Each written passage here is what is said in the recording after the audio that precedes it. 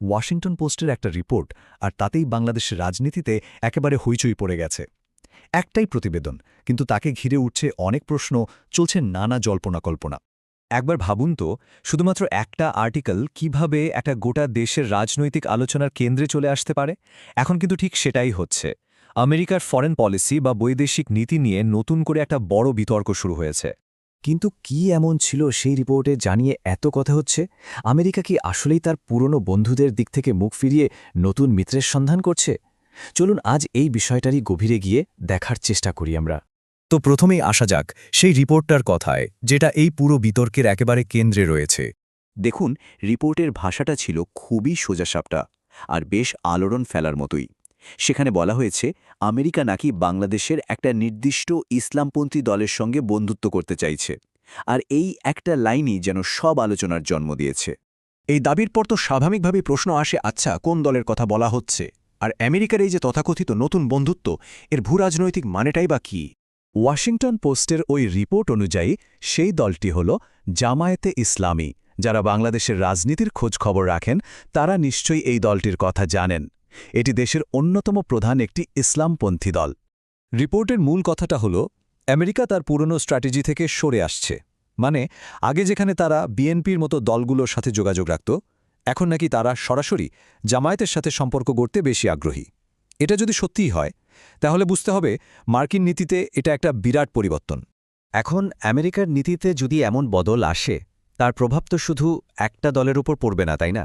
এটা পুরো অঞ্চলের রাজনৈতিক হিসাব নিকাশকেই বদলে দিতে পারে। এর ফলে বেশ কয়েকটা ব্যাপার কিন্তু সামনে চলে আসছে। যেমন, এটা কি বিএনপির জন্য একটা নতুন চ্যালেঞ্জ? আবার আমেরিকা কি এই অঞ্চলের বড় শক্তি ভারতের চিন্তাভাবনাকে কোনো গুরুত্বই দিচ্ছে না? আর সব মিলিয়ে আমেরিকা আসলে এই অঞ্চলে কি ভূমিকা নিতে চাইছে?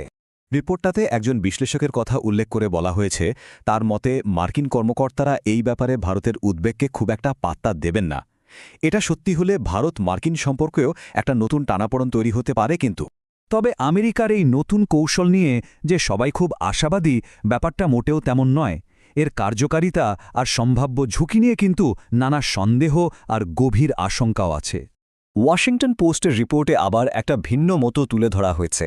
সেখানে বলা হচ্ছে, জামায়াত চাইলেই পুরো দেশের নিয়ন্ত্রণ নিতে পারবে না, কারণ বাংলাদেশের সমাজ এখন অনেক শিক্ষিত এবং আধুনিক।